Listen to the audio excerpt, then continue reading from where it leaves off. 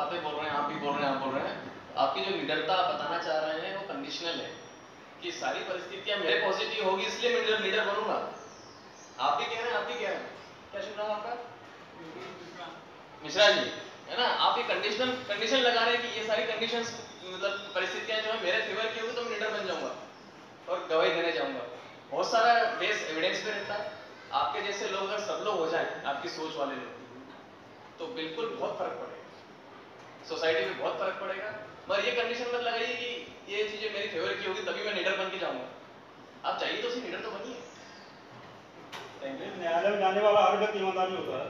बहुत सारे लोग गलत दावे पेश करते हैं, यदि गुमराही खारिज हो गया, वैशाली हो गया, न्याय हो गया।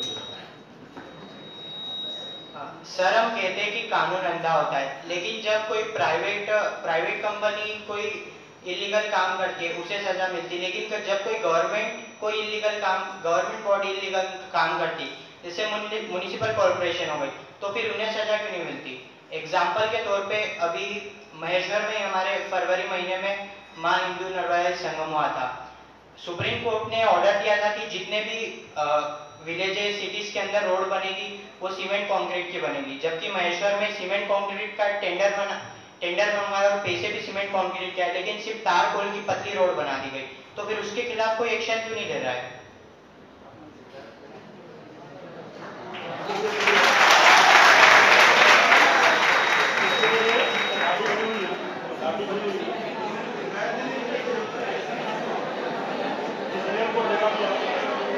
सर, तो वहाँ कंप्लेन भी किसकी करे? जिसने रोड बनाई वो सब उसके अरेंजमेंट में जुटे हुए थे। विधायक, सांसद, कलेक्टर, एसडीएम सभी उसमें जुड़े थे। 15 दिन पुराने मतलब जब कार्यक्रम था उसके 15 दिन पहले से लेके अगले पूरे 1 महीने तक उसका बोलबाला था। तो कंप्लेन करे तो कौन करेगा? यदि आप न्याय प्राप्त करने के लिए संबंधित हैं तो संविधान में जो होता है रीट ऑफ मैंडेमस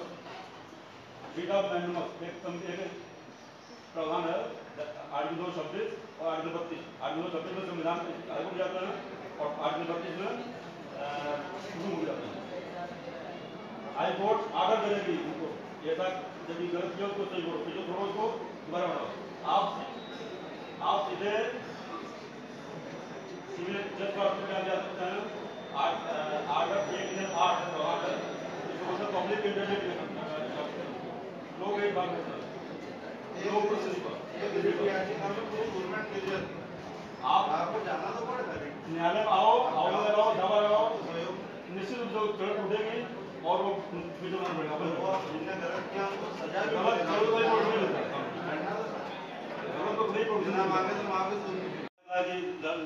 कोई व्यक्ति दावा लगाता है, उसके नाती होते उसका फल भोगते हैं। जहाँ ये कहावत है कि विलंब न्याय को विफल करता है, वो ये भी है कि जल्दबाजी में न्याय विफल करती है। हर काम के लिए प्रक्रिया बना हुआ है। यदि कोई व्यक्ति दावा लगाता है कोर्ट में तो दावा पेश करता है, फिर सामने वाले को भी सुनाया जाता है, सामने वाला जवाब पेश करता है, फिर अपन पॉइंट डिसाइड करते हैं कि वास्तव में इसमें क्या कौन सा विवादित है जिसका निराकरण करना अपन को। उसके बाद दोनों पक्ष को साक्ष्य पेश करने के लिए अवसर देते हैं। साक्ष्य पेश करने के बाद दोनों पक्ष को सुनते हैं, आर्गुमेंट सुनते हैं उनका, और फिर फैसला होता किया जाता है। तो इन प्रक्रियाओं में समय लगता है, लेकिन आज आप कभी कभी आप पढ़ते हो में कोई घटना हुआ, 1 महीने के अंदर फैसला हो गया, मुलजिम को सजा हो गई। पहले एक प्रक्रियात्मक विधि है, व्यवहार प्रकार जिला बोलते हैं उसको, सिविल के लिए, और क्रिमिनल केस डिसाइड करने के लिए क्रिमिनल प्रोसीजर कोड बोलते हैं जनरेशन का। उन्हें प्रक्रियाएं बताई गई हैं। कुछ प्रक्रियाएं, कुछ प्रावधान बने नहीं थे जिसके कारण न्यायालय की लापरवाही कहें, अधिवक्ता का लापरवाही करें, उनका हित कहें या पक्षकार का उपेक्षा कहें, इस कारण विलंब होता था। अब प्रक्रिया का प्रावधान कर दिया गया जनता में कि किसी व्यक्ति को एक स्टेज पर सुनवाई के स्तर पर 3 से अधिक अवसर दिया जाएगा उसको। मानो उनको 3 अवसर के अंदर साक्ष्य पेश करना होगा। पहले सालों साल पेशियां बढ़ती रहती थी, वादी गवाह इसमें दिया गया और अब वो खत्म हो गया है। आज विभाग सूट पेश करें आप, यदि पक्षकार सहयोग करते हैं, एडवोकेट सहयोग करते हैं तो 6 महीना पर्याप्त है विचार करने के लिए। तो आप ये कहावत जो है, अरे कहावत ही लग गई लगभग अब मौजूद होती है। Anyone else? आपने जो मैगजीन बताई है, इसके अलावा एक मैगजीन और चलती है, वो इस साहब ने जो बताई है, justice hurried is justice buried. उसको जस्टिस को दफन करना हो जाएगा, जस्टिस हरीड कराएगा जल्दी करें तो न्याय सोच समझ के दोनों गवाहों को सुनने के बाद और बहुत बारीकी से देखा जाता है, ऐसे जल्दबाजी में काम नहीं होता है। बोलिए। जल्दबाजी की जहाँ तक बात है वो तो ठीक है, परंतु कई ऐसी स्थितियाँ आती हैं जब लोगों की जिंदगियाँ चली जाती हैं और तो भी उन्हें न्याय नहीं मिल पाता। और आज यदि लोगों की बात की जाए तो लोग बूढ़े हो जाते हैं, जिनकी चप्पलें घिस जाती हैं, सर के बाल निकल जाते हैं, परंतु उन्हें न्याय नहीं मिलता। उनके नाती पोतों को भी न्याय नहीं मिलता, कई बार देखा जाता है। तो कहीं ना कहीं एक कॉली है सिस्टम में, उस कॉली का निराकरण किस प्रकार किया जाए, मैं वो जानना चाहता हूँ। ये बहुत अच्छा बताया आपने कि न्याय नहीं मिल पाता और बड़ी घटनाएं होती हैं। जैसे इस शिविर का उद्देश्य मुख्य रूप से जिस समाज में कोई अपराध होता है, जैसे बताया कि दुर्घटना हुआ, देख कर आप निकल गए, कोई व्यक्ति निकल गया, अब देख कर मर गया होगा, कोई व्यक्ति पुलिस को बताया नहीं गया, पुलिस जब बोलती है गवाह बन जाओ किसी को, तो गवाह बनने डरता हो, वास्तविक अपराधी मर्डर कर दिया और बच गया। आदमी देख रहा है, कल टीवी में आ रहा था, एक आदमी चौराहे पर एक आदमी का गोली मारा और आराम से निकल गया। लेकिन देखने वाले तत्काल उसको पकड़ लिया होते। और एक बात और, कानून किसी व्यक्ति को कमजोर नहीं बनाता है, कायर नहीं बनाता है। यदि आप व्यक्ति अपराध होता है, आपका कोई मर्डर करने का प्रयास करता है, तो आपको अधिकार है आपका मर्डर करना, क्यों बचाने के लिए। बशर्ते है कि युक्ति की आशंका आपको हो जाए कि कोई व्यक्ति मेरा मर्डर करने ही वाला है, तो आप उसका मर्डर कर सकते हैं। मर्डर नहीं कहेंगे उसको, वो आपका प्राइवेट डिफेंस, प्राइवेट प्रतिष्ठा बोलते हैं, तो उसके तहत आप कोई व्यक्ति मार सकते हैं। लेकिन तब ऐसा नहीं कि अनायास कोई डंडे मार रहा है, आप उसको गोली मारना है, ये सब अधिकार नहीं मिलेगा। एकदम शंका हो जाए कि आपको मार ही देगा वो, तब उसको आप मार देते हैं बच्चों को बचाने के लिए, तो आप कोई अपराधी नहीं।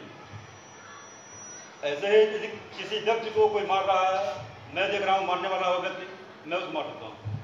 यदि युक्ति आशंका हो जाए कि वास्तव मार ही देगा वो और मैं उसको मारता हूँ, मैं अपराध नहीं करता हूँ। किसी बहन के साथ, माता के साथ रेप करने कोई प्रयास करता है, उस दौरान गोली मार देते हैं, जैसे मार डालते हैं उसको बचाने के लिए, वो कोई अपराध नहीं होता, बशर्ते आपकी आशंका युक्त हो, काल्पनिक न हो।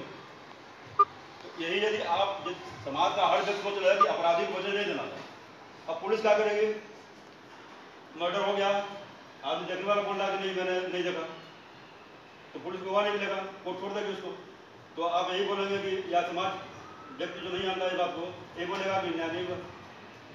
तो हर व्यक्ति को जागरूक होना होगा समाज न्याय, वास्तव में न्याय प्राप्त करने के लिए और पीड़ितों को न्याय दिलाने के लिए। इस शिविर का मुख्य उद्देश्य ये है कि इसी विद्यालय में इसीलिए बनाया है कि आप 500 लोग हैं, 500 घरों में जाए बात फैले और 500 गाँव की बात फैले कि व्यक्ति कानून से डरे मत, अपराधी से डरे मत। अपराधी कभी बर्बाद नहीं होता है, अपराधी ज़्यादा कमजोर होता है। यदि कोई व्यक्ति चोरी करने आता है, भले ही बंदूक लगा रहा हो, 2 आदमी जब यहाँ बढ़ जाएगा। तो अपराधी मानसिकता अपने से डरे मत। और यदि आप सक्षम नहीं है, सफल नहीं है, आप तो रैप पे जा रहे हैं, एक आदमी आया, एक जाओ मार दिया आपको पीछ करके, वरिष्ठ आपने सब नहीं कर पाया, लेकिन आपका कानून आपको ताकत देती है। चाहे तो थाने रिपोर्ट करें, थाने वाले नहीं सुनते हैं तो एसपी का लिखित में रजिस्ट्री से आवेदन भेजते हैं, वो भी नहीं सुनते हैं, तो सीधे कोर्ट में आना। यदि आप सक्षम नहीं है आर्थिक रूप से या आपको एडवोकेट करने की क्षमता नहीं है, तो सीधे जैसा लिखा विधिक सेवा समिति के अध्यक्ष के कार्यालय में आप एक आवेदन लगा दें, हाथ से लेकर भेजता। सर आमतौर पर यह देखा जाता है कि जो कोर्ट कचहरी से संबंधित प्रक्रियाएं होती है वो बड़ी जटिल होती है। कई तरह की किताबें हैं, सीआरपीसी, सीपीसी, आईपीसी, तो हर आदमी के बस की बात नहीं है कि वो सारी किताबें पढ़ सके और सारा ज्ञान एकत्रित कर सके। तो विधि का किस प्रकार और इन प्रोसीजर्स का किस प्रकार सरलीकरण किया जाए? इसलिए बता रहे कि मैंने बताया शुरू में कानून क्या है, कोडिफाइड कानून। यदि आप सब गलत हुआ है, मानते हैं कि हमको न्यायालय से मुझको न्याय मिलेगा, इसके मेरा कुछ गलत हुआ है और न्यायालय से हमको मिलना चाहिए हमको, तो आप न्यायालय में आ जाएं। और वो जो कहावत जो है वो पूरी पुरानी हो चुकी है, तो नई कहावत जो है अभी न्यायालय में आप 1 साल पुराने बहुत कम केस मिलेंगे। बहुत सारी कुछ फाइलें एक आध तो बनी मिल जाएंगी, जिसमें जैसे बाद दावा लगाया, उसका डेथ हो गया, उसके वीडियो को लाने कार्रवाई हुई, इस समय या पछका के बाहर चले गए, ऐसे कुछ अपवादी प्रोटोकॉल छोड़ दें तो आज 1.5-2 साल तक कोई नहीं चलता। तो ये तो भ्रम निकालते हैं कि हम न्यायालय में जाएंगे तो हम बहुत परेशान होंगे और बहुत दिन हमको दौड़ना पड़ेगा। अभी जो है विधिक सेवा प्राधिकरण लीगल एड क्लिनिक नाम से जगह जगह पर अपन कार्यालय खोलना है, जिसमें पैरालीगल वॉलंटियर्स हैं, जैसे यहाँ अग्रवाल जी बैठे हुए हैं, अग्रवाल जी पैरालीगल वॉलंटियर्स हैं, ऐसे ऐसे बहुत सारे लोग हैं, कुछ एडवोकेट हैं, अपन उनको बैठाएंगे। हर गांव में ग्राम पंचायतों में एक कार्यालय खोलेंगे, प्रयास चल रहा है, जहाँ ये लोग समय समय जाएंगे और जानकारी भी देंगे और सहायता भी करेंगे। यदि कोई व्यक्ति न्यायालय नहीं आ पा रहा है किसी कारण से, तो उसको न्यायालय लाएंगे और न्यायालय माध्यम से उनको सहायता प्रदान कराएंगे।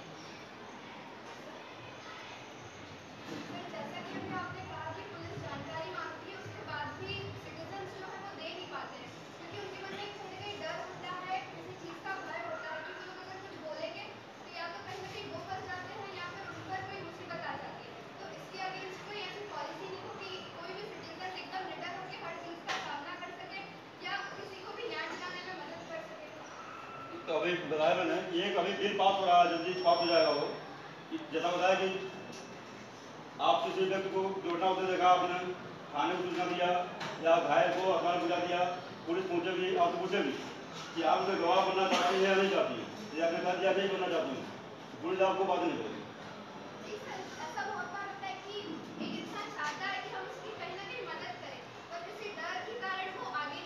कोई डर निकालना है, कोई डर निकालने बनाया है कि आप डरे मत। कानून अपराधी को कभी भी नहीं छोड़ता है, जब तक समाज जो है उसका उसको अत्याचार दिलाने के लिए सहयोग न करे। ये सहयोग करते गवाह बोलते हैं, आप यदि आपने घटना देखा, आप नहीं बताया कोर्ट को, पुलिस को, तो छूट जाएगा, फिर और अपराध करेगा। इसलिए सभी लोग निडर होकर के कानून का सहयोग करें। कानून कभी सत्य में थोड़ा विलम्ब होता है, सब कभी विफल नहीं होता। ये मन रखना।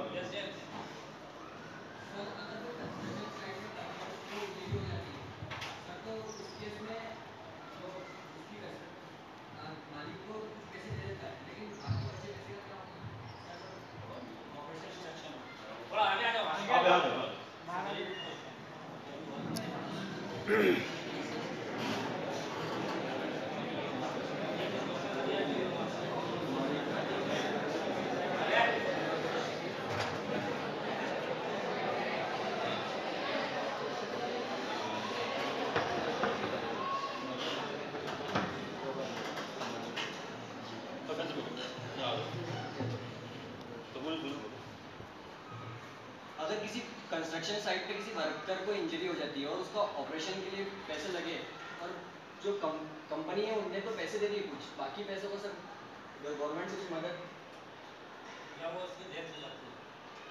नहीं सर, डेथ नहीं, कुछ जैसे एक अधिनियम है वर्कमैन कंपनसेशन एक्ट, कर्मकार प्रतिकर अधिनियम, जो काम करा रहा है ठेकेदार, वो ठेकेदार देगा। आपका इच्छा शक्ति हो और देना चाहो पड़ा ये सर कभी-कभी ऐसा होता है जो जिन्हें कानून की रक्षा के लिए अपॉइंट किया जाता है, कभी-कभी वही अन्याय करते हैं। कुछ केसेस ऐसे होते हैं जिनमें कोई पर्सन एफआईआर दर्ज करवाने जाता है तो उसकी एफआईआर नहीं लिखी जाती। जैसा कि सर ने बताया, उसके अलावा भी कुछ और ऑप्शंस हैं। अगर उन ऑप्शंस को भी ट्राई करने के बाद भी अगर उसकी एफआईआर दर्ज नहीं करी जाती है, तो वो पर्सन नेक्स्ट स्टेप क्या ले सकता है? देखिए, किसी अपराध किसी घटना के होने के बाद मामले को आगे बढ़ाने के लिए दो रास्ते, या तो पुलिस में जाओ, पुलिस नहीं सुनती है तो पुलिस वरिष्ठ अधिकारी में जाए, आप वरिष्ठ अधिकारी की आप जाए बिना भी सीधे कोर्ट में आ सकती है, कहीं कोई प्रतिबंध नहीं। और न्यायालय में एक आवेदन लगाना पड़ता है, ध्यान देते हैं, न्यायालय वही काम करती है पुलिस करती है। पुलिस जांच करती है, उसको बोलते हैं इन्वेस्टिगेशन, और पुलिस जो कोर्ट जांच करती है इंक्वायरी, नाम अलग अलग है और काम कोर्ट पुलिस को बात नहीं